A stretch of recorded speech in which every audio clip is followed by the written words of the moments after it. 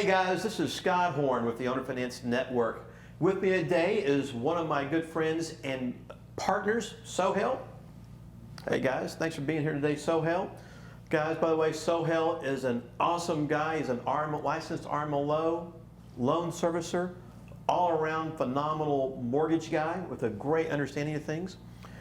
And we're here to take time and talk about this new Senate Bill 43 coming down here in Texas.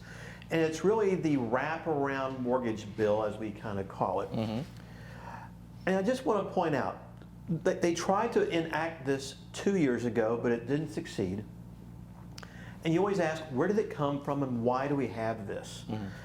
And from what I understand, this bill came out of El Paso because of one person who took advantage of a bunch of people in owner finance transactions. They collected a big chunk of down payments, something around $2 million, and then foreclosed on all these properties because these people couldn't make payments. That is crazy. And you know, here at the OFN, we're always preaching, do things the right way, take care of people. Life's too short to do things quite like that. And it only takes one person to create the problem. That happened way back with the contract for deeds here in Texas. The lease options had a few other people involved, and here we are again. And in some ways, I like this bill, 𝐸𝐻𝐿, because it may help us eliminate more of the bad actors out there, or dissuade them. As we go through this, it's going to put some more teeth into it, some more enforcement issues, and maybe that is a good thing. I think it is. I think it is. Yeah, along the way. So guys, what we've done is we will be posting a full copy of Senate Bill 43 that you can read the whole thing for yourself. It makes great bedtime reading, by the way. And we're going to take a moment and just go through the bill and really highlight those parts that, at least when I read it, seem more important to the owner finance investor here in the Texas marketplace. And then we're going to walk through some recaps when we get through with that. But just to start off with this, I'm just going to follow the bill direct so they can follow along, actually read the bill themselves if they like. So 𝐸𝐻𝐿, let's just start right from the top here with Section 1. And this is Section 156.202 of the Texas Finance Code. And remember, this is the Finance Code, not the Property Code, because this is relating to mortgages, not property, although both of those kind of interrelate in this transaction. And it starts off with just some basic exemptions. And the first one, of course, is here in Texas, when the SAFE Act came into play, Texas passed what was called T-SAFE, Texas SAFE. I don't know of any other state that did that, really. And it had a 5 property de minimis rule. Now, what I find kind of funny is as we got a chance to review Dodd-Frank that came up with the SAFE Act, it too seemed to have a 5 property de minimis rule. The only problem is in these transactions, RESPA has a 3 property de minimis rule. And what that simply means is that if you do 5 or more transactions in a 12-month period, or 3 or more transactions in a 12-month period, you are then liable for, under those items, to take care of it. And so here in this, this one section, they've changed it so that it is 3 or more. Even though that seems like a big change, it really isn't. Because under RESPA, if you did 3 or more, you still had to go through and do all of this. And items of that nature out there. And then I find they closed a loophole that the investors thought existed. There was this school of thought when it came down, and by the way, I have had numerous conversations with investors about this, where, well, why don't we close 5 deals under one entity, 5 deals under another entity, 5 deals over here, and it's not a problem. And of course, our answer was, great, but what will a judge say if you get called into court? Well, they say because you are interrelated parties, it's the same. It's the same thing. Now, obviously, until you get called under the carpet, you might try to do things you want to do.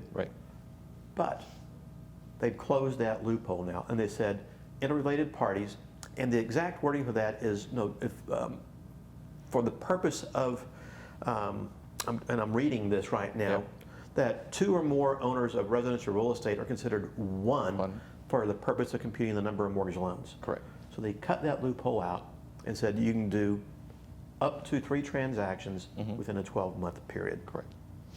So there's some other things that the audience can read out there. Now, this is section 159 of the property code, and we're going to talk about some basic definitions. Yep. So what is a wrap borrower? So, and I'll read this verbatim, so it helps shed more light. What is a wrap borrower? A wrap borrower means a person obligated to pay a wrap mortgage loan. Pretty simple. Yep. If you sign on the note, you're the borrower, right? Correct.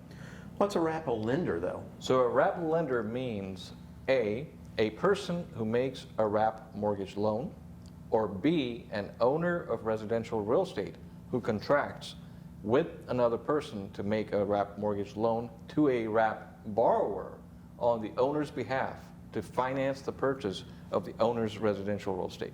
I love how when they write this kind of stuff, they just make it so doggone confusing sometimes. So I read that last one, it's like, what? We're talking about a wrap loan, and here they go through all this language and about a wrap borrower. It's like, duh, is how I kind of look at that a little bit.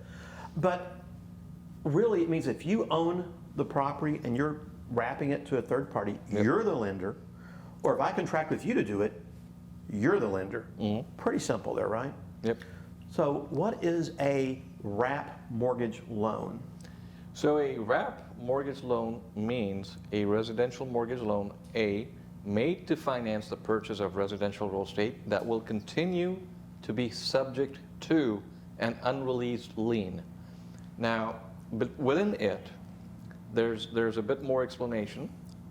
The first one is attached to the residential real estate before the loan was made. So that simply means that loan is put in place. So if I bought a property, borrowed money Correct. against the property, did a wrap loan to you, that loan was in existence at the time it was made. Exactly.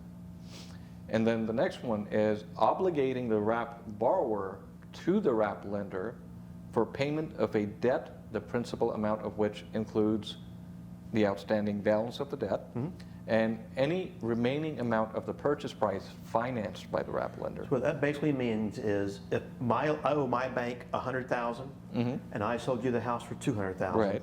your $200,000 loan includes my $100,000 payment. So as you pay me, I've got to pay the bank. You're going to pay the bank. I got it.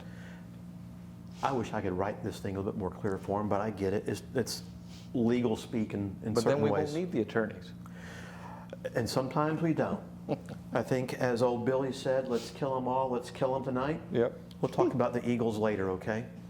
So let's move on to section 159.002. There's some things that are, don't apply here. And this one section applies to land. That's the unique part. And we see that sometimes out in some rural areas, a lot down in the South Texas area as well.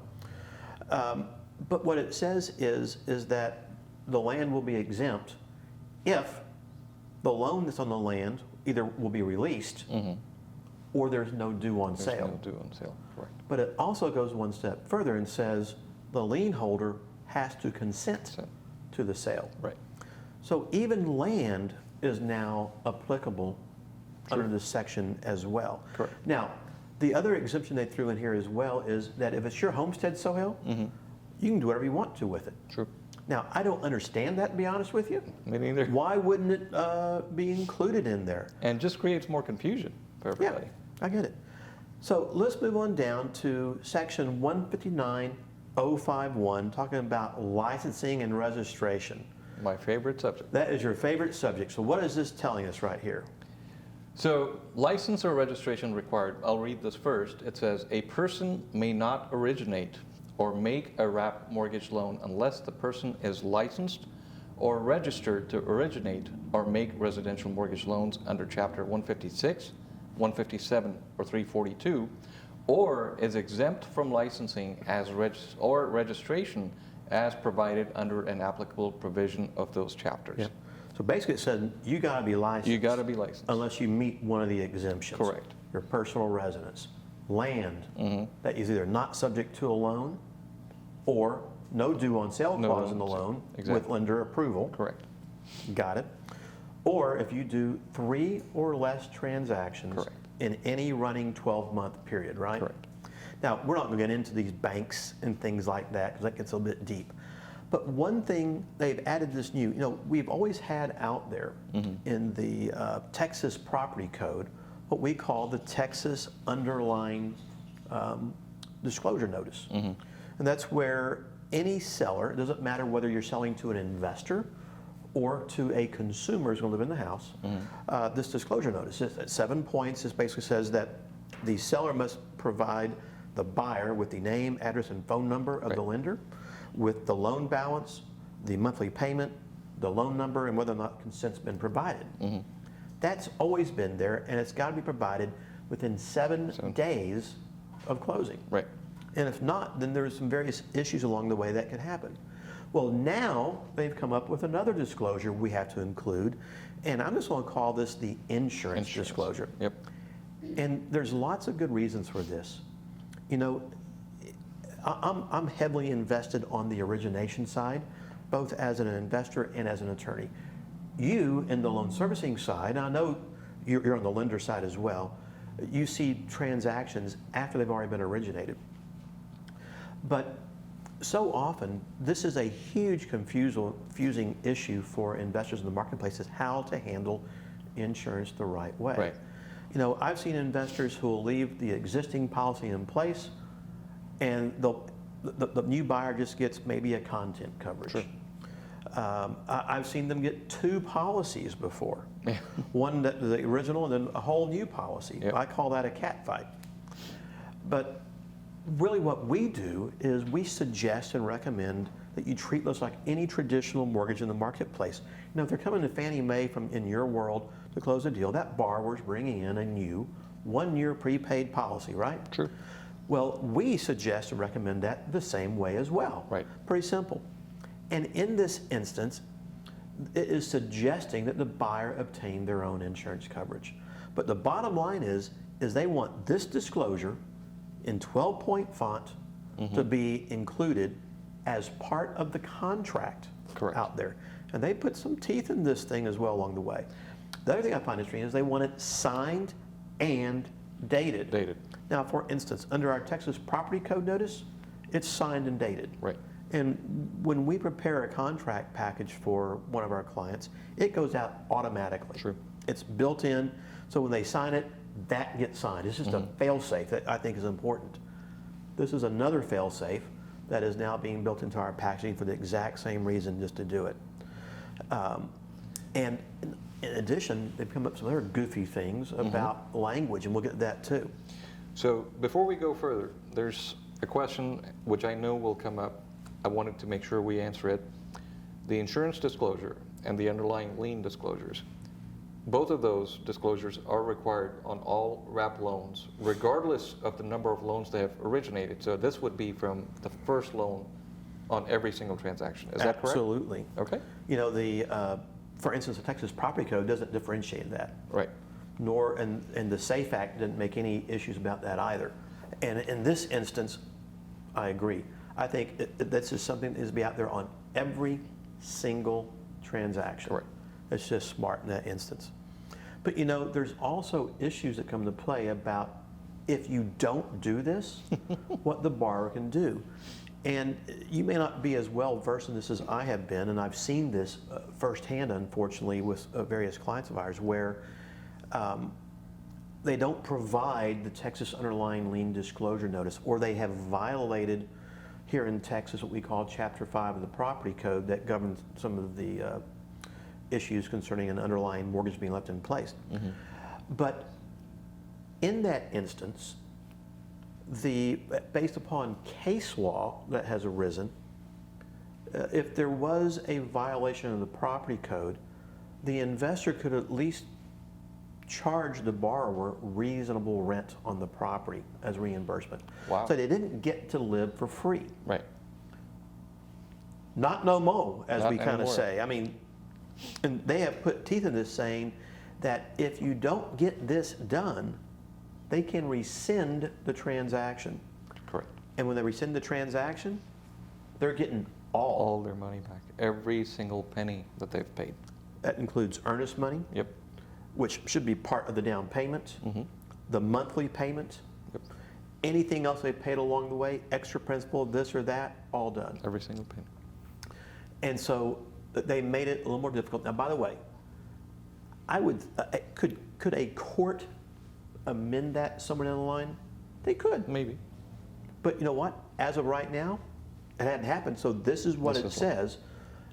Don't mess up. Yep. The other thing they've done is they want it to be in their native language. True.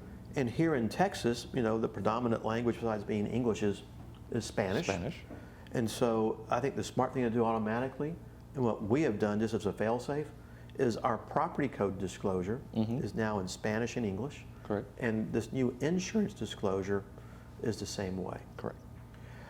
And I'm going to ask you a question. You know, if someone files a bankruptcy, everything stops. Right. So if there's some statute of limitations hanging around out there, what it might be, whatever time frames we're running stop until the bankruptcy is over, then they start back up again. Correct. They did the same thing here with this bill, saying that if you violate any of these provisions, then the statutes get stopped. Correct. And you know, there's going to be some places here along the way that I think it's best for the audience just to go through and read the bill, because there's some 30 days here, 21 days here, then another 30 days here, and I'm not going to bog us down with all that junk. That's just too much right now. But those statutes those timeframes get stopped if you haven't provided proper disclosure. And what they're telling us is provide proper disclosure. Proper disclosures. Take care of the deal the right way. Yep. And that's all they want us to do. And you know, here's this section right now, SOHEL 159.1.104, which is the failure to provide the disclosure before closing and their right of rescission. And this is where it gets off into the weeds. I don't want to get too much into this, because this is where, you know, on before the 21st day, then they have 30 days and you have to do this and do that. So I'm going to kind of scroll through that a little bit and let the audience read that. Yep. But this is again where it talks about returning all their principal and interest payments. So I'll ask you a question. Yeah. What happens if a wrap lender fails to disclose in its entirety, and it's a few years down the line? It is highly possible, based on this law, that they can file suit. They can rescind their mortgage if they wish to do so. Yep. They could ask for their down payment back. They could ask for all 2 years of payments back and everything else. And so as you read this bill, and again, as our audience gets a chance to go through and read it, which I always suggest you do a little bit, and it's not that long, so it's not that tedious. They give you an opportunity to give them the notice even after closing. So if you just go, whoops, I forgot, I need to get this done. Well, within a certain time frame, if you do nothing, okay, no harm, no foul. You've been given notice and an opportunity. Correct. But if during that time frame you go, whoa, wait a minute, so it might be a year later, you're going through your file and you don't find that notice. And by the way, we all move fast in business. Right. And we always forget things. Up here in my offices, at least, we try to idiot-proof it, as I call it, because we do move too fast. That's why I make it part of every single deal. That way you can't forget about it most of the time. And sometimes I'm my own worst enemy with that. So just like people in our audience, I mess up too, unfortunately. And those that know me will chuckle at that because they know it's true. But they give you a chance to fix it. Right. They give the borrower a chance to go, whoa, you didn't tell me all this stuff. And by the way, if you're doing things right, you don't have to worry about this stuff. True. It's just, it might add 1 or 2 more steps to our equation to go through this. But, you know, if something was to happen, do they give us an out? They do, don't they? Yeah. You know, they have this thing that on the divisions is called the avoidance of rescission out there, right? And what's the most obvious one we can do to avoid it? Pay off the underlying lien. Pay it off. That's the easy one, right? Right. The problem is most investors don't have the ability to pay that off, so they're stuck. And you know, one thing that we do occasionally is when I'm originating a loan on a property that I've bought. Now, if I'm buying it subject to the existing debt, it's already in place. I can't change it. The only way to change that loan is to refinance that loan. But when I refinance my loan, I'm getting permission to do it already. Correct. I make certain my lender knows what I'm doing in those scenarios. If you go to, and I see a lot of this in the marketplace, you go to the mortgage world, whether it's traditional mortgage company, Fannie, Freddie, or others, or you go to the new hedge fund mortgage companies that are out there right now. Yep. They all have due on sale clauses in it. Every But single most one. investors are not going to disclose that they intend to do a wraparound loan. When I go talk to a small commercial bank where most of my lines of credit are housed, I get permission day one to do this. So if I need anything, releases, et cetera, they will do it for me. Right. So I'm trying to cover my rear end up front. So they give us an out, and basically it is by paying it off. Right. But even if you do that, you still got to pay them $1,000 in damages. That's kind of like landlord-tenant stuff a little bit. You got to pay their attorney's fees, Yep. if there are any. That's when the things can go up really quick. True. And so here's the biggie. What does 159.105 say? Enforceability of wrap lien. A lien securing a wrap mortgage loan is void unless the wrap mortgage loan and the conveyance of the residential real estate securing the loan are closed by an attorney or a title company. So pretty much slam the door on kitchen tabletop closings. No more. I'm dealing with 2 or 3 issues on that right now. Oh, wow. Because the people just messed up. Yep. Well, they didn't mess up. They don't want to go to the cost and expense of going through a title company Right. or a law firm to do it. I always say that investors are cheap. People say I'm cheap. I get it, I am. But it's a lot cheaper to do this stuff the right way Yep. than it is to risk anything else. Sure. Now, Sohail, I got to throw this out here because I am a title attorney. I have no idea why they put a title company in here. You got any clue? I have no idea either. You know, I think it's just the strength of the title industry. I think they're a big lobbyist group. I don't know if they lobby this or not. But a title company, when you go to close a deal at a title company, this is what I want our audience to understand. The escrow officers are not allowed to explain anything to you. Correct. Those escrow officers aren't going to draft the documents. So there has to be a law firm associated with that company Right. to draft the documents. If there's not, who's drafting the documents for you? True. I don't know that answer. And so as you look at that, I want the audience to understand, find a knowledgeable real estate attorney to close this deal. Yep. And I hate to say this again, I just find that there are a few knowledgeable attorneys. I have a deal right now where it was supposed to be a subject to transaction. It got turned into a wraparound loan with a balloon payment. Oh. When I've looked at all the documents, nothing adds up where the payment of the first lien mortgage, which is on the wrap mortgage, is a principal only payment that doesn't match the underlying mortgage payment. Wow. The payment letter presented doesn't match the payment, not even close. There's another loan out there, and they have their borrower paying the mortgage company direct, not even through a third-party servicer.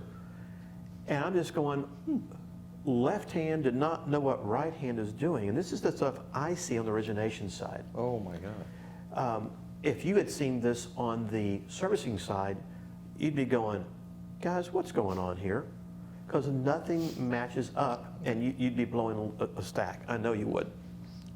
Because I know you want to make sure when you do your servicing, everything matches up, so money comes in, money goes out the door the right way. And I find this interesting too. It's very this interesting. next one. Yep. So avoidance of this. This is for the investor who wants to skirt the issue. Yep. Do you think there's investors out there who want to skirt the issues? I'm sure there are. I'm sure. We see them weekly. Yep. They're everywhere. So in this instance, what does it allow them to do? Basically, and I'll read this to help the audience. Any purported waiver of a right of a wrap borrower under the subchapter or purported exemption of a person from liability for a violation of the subchapter is void.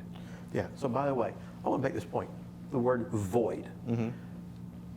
Going back to, you must close this transaction in a law firm or a title company. Right. Or the transaction is Void. void. Yep. It's not voidable, it's void. Wow. It's not even in existence.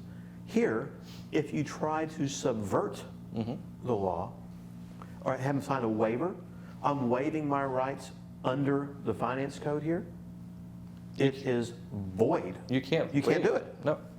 Pretty plain and simple. Yep.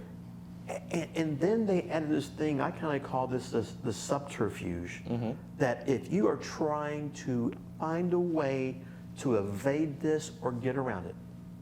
And by the way, Sohail, I got to admit something. I have been finding ways to get around the various property code issues for the last 20-something years as they changed our rules and regulations. And what I have found is sometimes you just can't get around it. You can't get around it. And you go, oh, can't do it, we're going to honor it, go do it. Now, Right. sometimes you can find a workaround.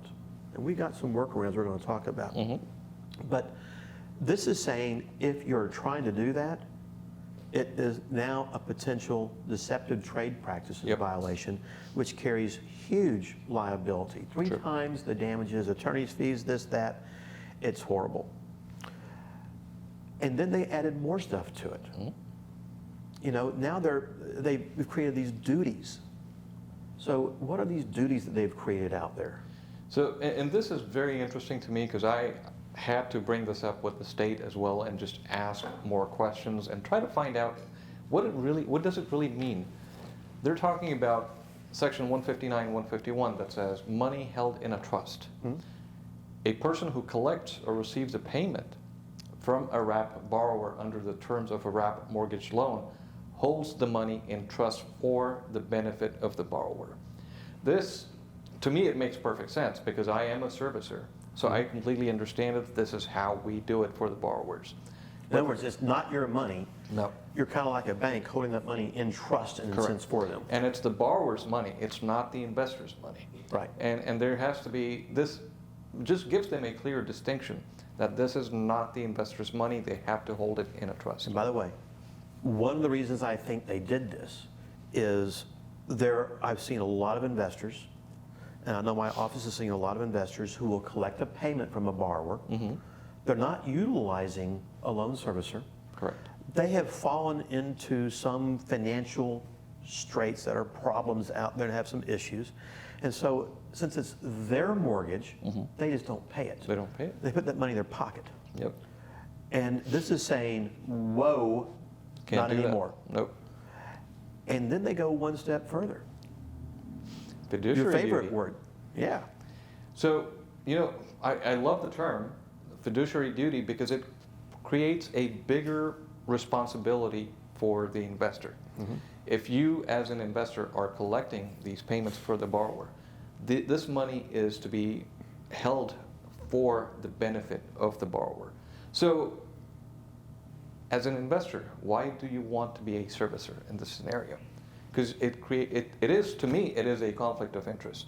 When you're collecting money from the borrower, it just doesn't make sense. Why not just have a servicer take care of this for you? So number one, there's no commingling of funds. And the money is held correctly in a trust account for benefit of that borrower, and you get to step away from that specific responsibility. You know, and I can imagine a lot of things. I can imagine a smaller investor who is self-servicing, who doesn't have a separate escrow account, Right. but that account is in their name. They get sued for something completely ancillary to that matter. And I always wonder, could that judgment holder go after that bank account Oh, absolutely. and get it? Yeah. Because it's in that investor's name. I think that's something that's very important to think about and consider along the way. But when it's parked inside of a servicing company, where it's more protected, that is removed. Correct. But the words fiduciary should be taken they did this intentionally. Yep. They defined it as being in trust to put more teeth into the transaction. Right. They called it a fiduciary duty, which I think creates more liability to the investor who fails to honor their obligations to their borrower. And gosh, I mean, I know that these guys they've been out there since I've been in business, since day one. I've seen it, dealt with it. Even though they have this in there, I have no doubt it's still going to happen. Oh, yes. But what they need, the investors need to understand is it's going to create more potential liability and more potential damages that I think you really want to avoid. And I think you hit the nail on the head. How do you avoid it? You know, we've always called the loan servicer our fraud preventer. Yes. Don't laugh at me here too much. I call the loan processor our necessary evil because it never existed prior to 2009, 2010 or so. But it came into play, and in reality, it became a good thing. Right. But loan servicer came into play about the same time as well. But it really does help prevent us from fraud. True. Because if our borrower is paying the servicer,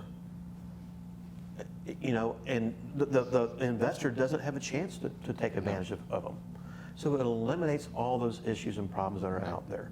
And so in that sense, I kind of like it. It helps to eliminate some of the bad actors by hopefully scaring them off a little bit along the way. So let's go through this next provision here. And this is, I kind of call this enforcement, you know. So what did they do to us here? So with section 159.252, it talks about inspections and investigations and things related to covert operations where they can, if they feel the law is being violated, they can actually go undercover.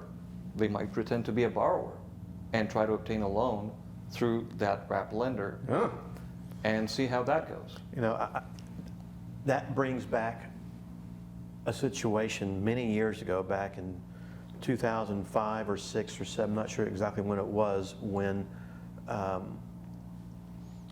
the lease option laws here in Texas were changing.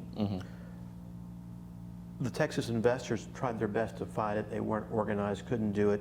And this group called Acorn came in, and they're a low-income advocacy group of some type. Right. And because they had 10,000 members, they listened to them as opposed to the investors.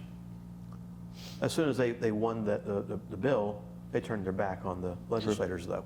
Found that interesting. But what they did was they went out and put billboards up. They sent people out door-to-door knocking, trying to find people who had been subverting the law a little bit with the intent to prosecute.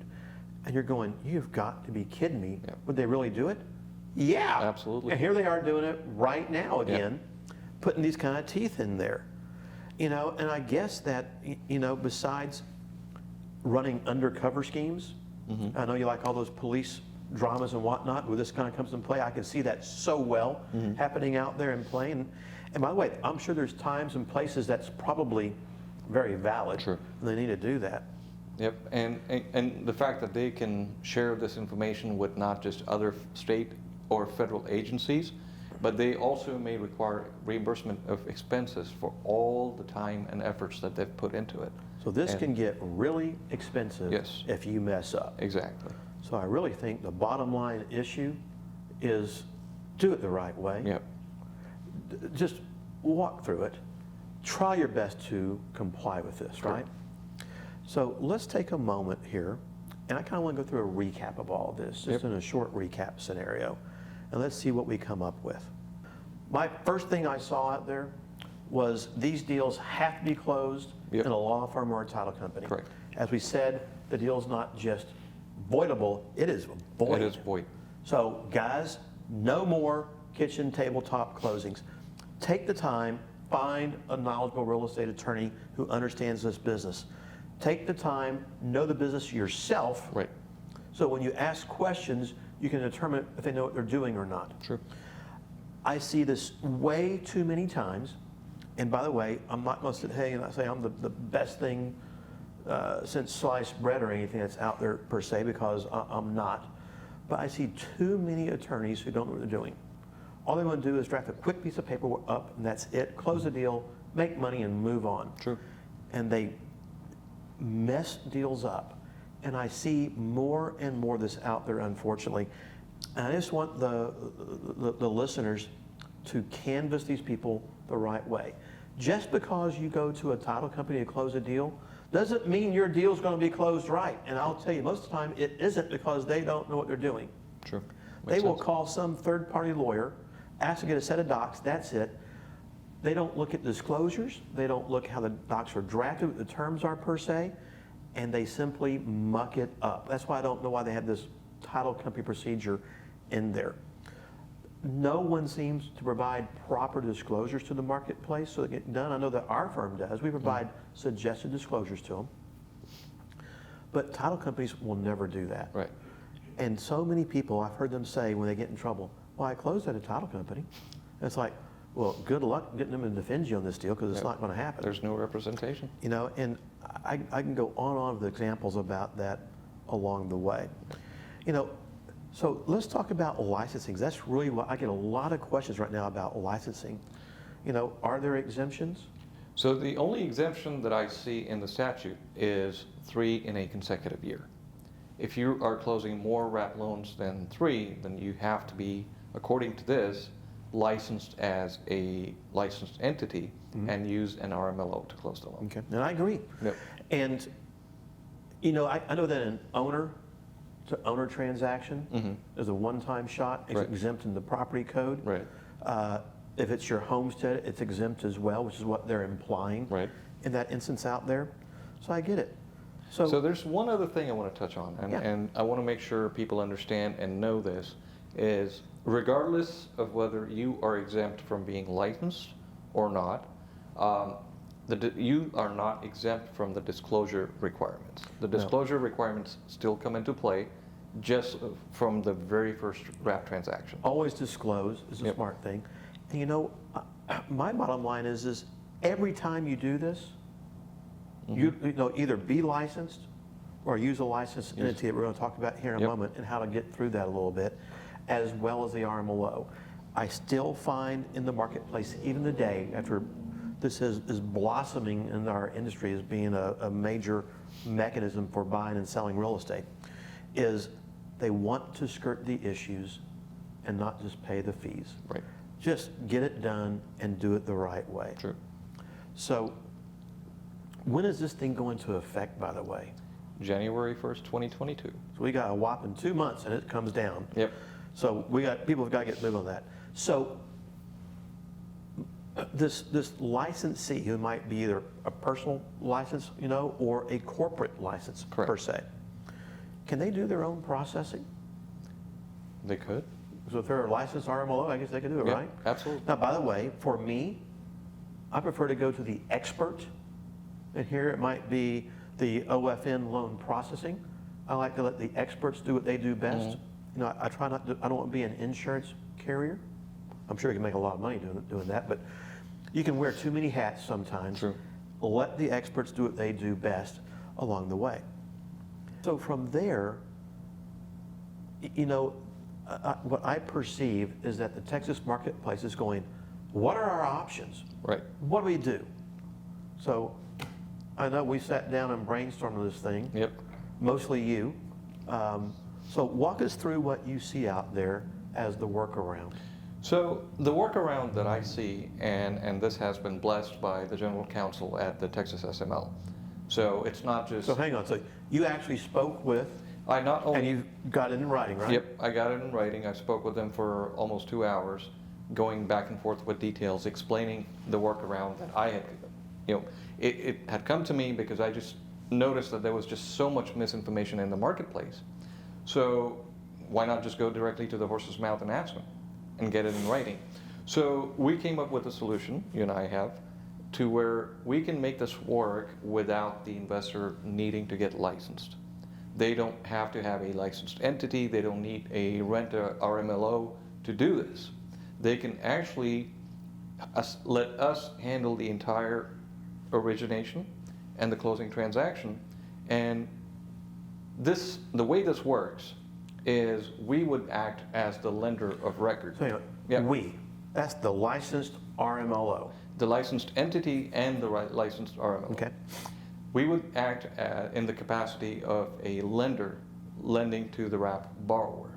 Okay. We would follow all the disclosure requirements, state, federal, the new wrap disclosures. Mhm. And once the transaction is closed, we would assign that note back to the original investor. So let's back up. Let's assume for a moment I'm the investor. Right. I don't want to go out and get licensed. Trust me, I don't need another license. And I bet the great majority of the investors out there don't want to get licensed either. Correct. And I get that. So here's what happens if they do get licensed.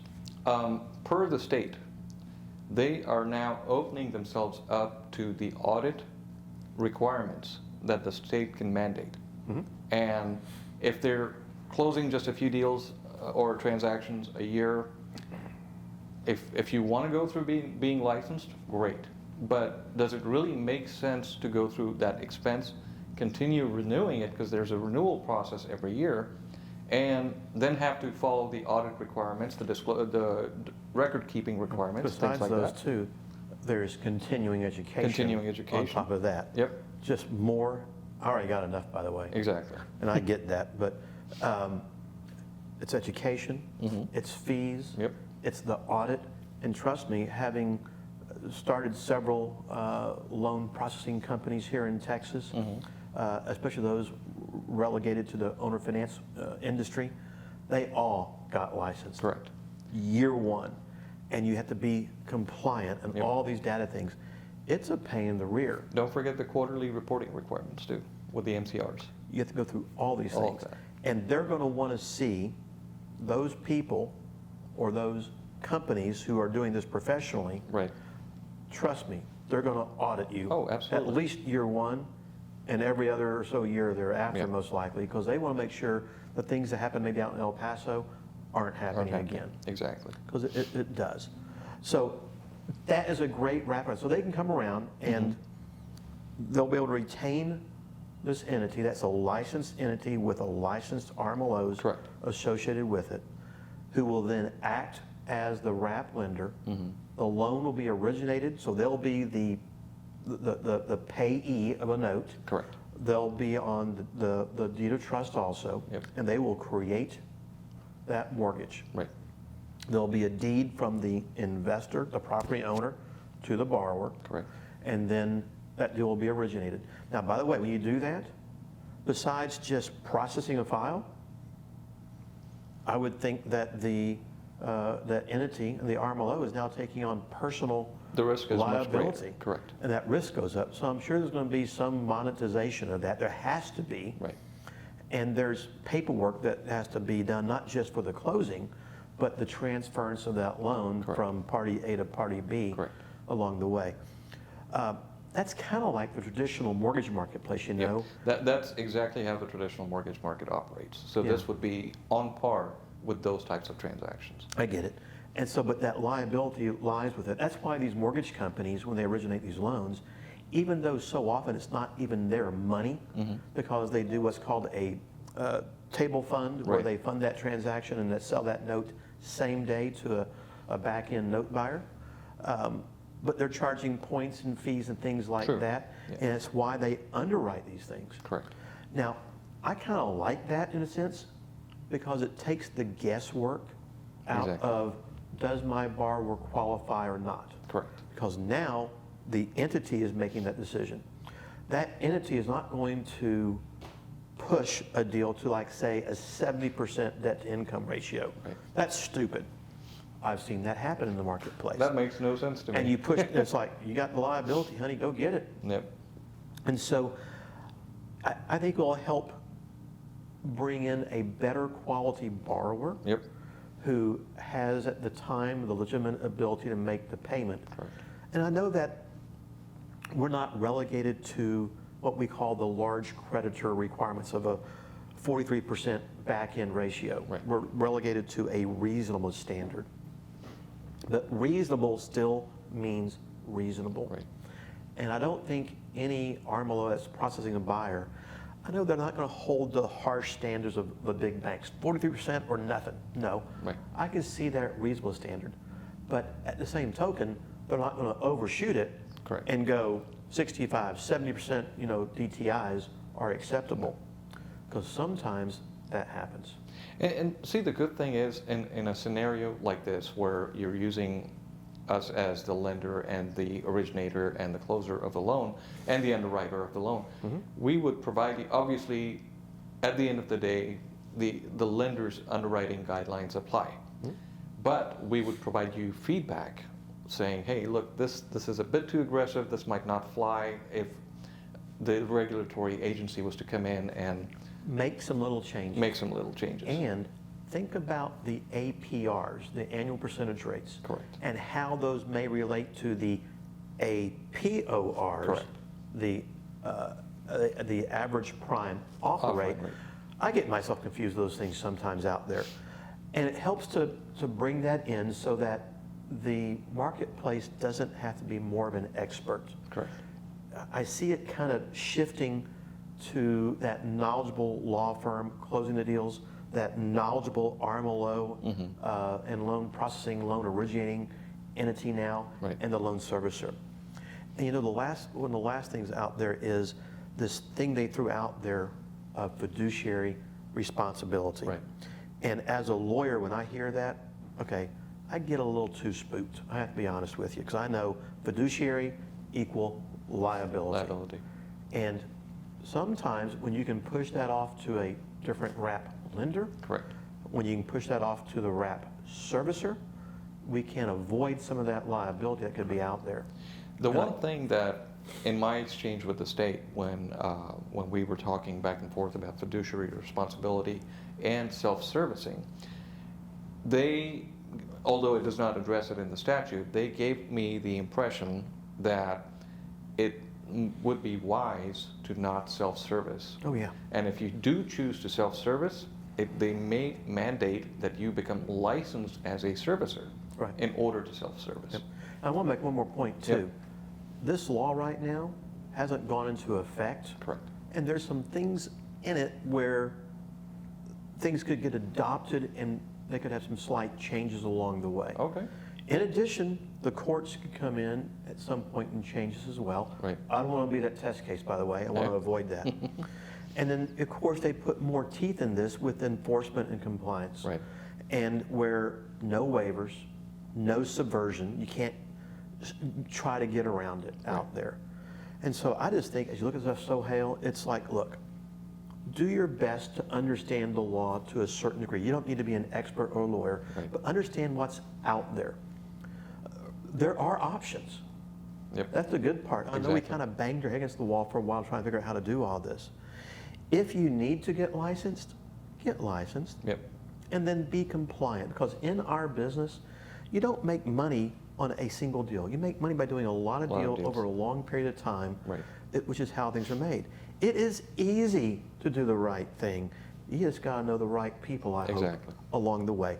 And I hope that here at the Owner Finance Network, at OFN Loan Processing, at Home Key Servicing, OFN Servicing, et cetera, that we are the right people for the marketplace to provide, I hope, a level of professionalism, Sure. a level of expertise to help our market. This is an awesome business to be in. I love it. Sellers like it. It helps buyers, everybody else along the way. And so I'm hoping that we have those solutions to help the marketplace out there, Sure. here at least in Texas now. Hopefully this doesn't spread to other states, but it could.